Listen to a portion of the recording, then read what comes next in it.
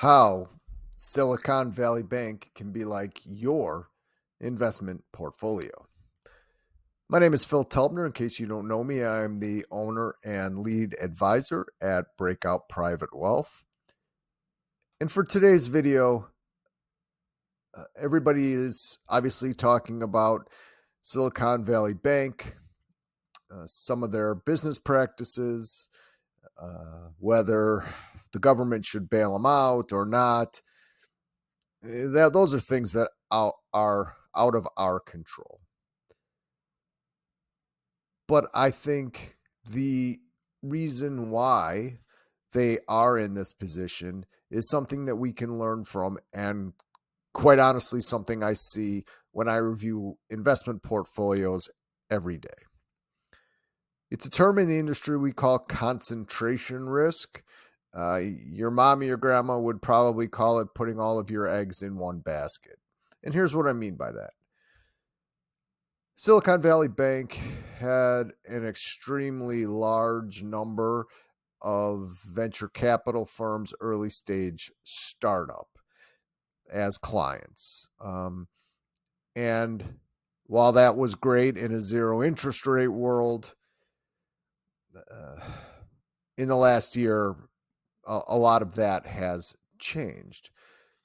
Now, the risk profile of that is completely insane, as you are really betting, in this case, everything, that one client base, or in our world, asset class or even stock, is going to perform.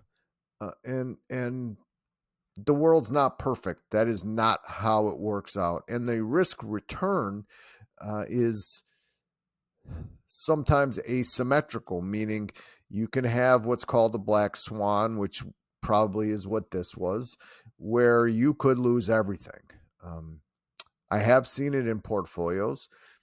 There was a whole thing, school of thought going back a couple years, 2020, 2021, where all you needed to do was buy tech stocks and meme stocks, and that's all you needed to do, and your world would be perfect. You'd be rich in a year. Clearly, after last year, that's not the case. And even taking this one step further, when I look at portfolios, I see and deconstruct the funds that are owned, I see a tremendous amount of concentration risk in portfolios that people are not aware of.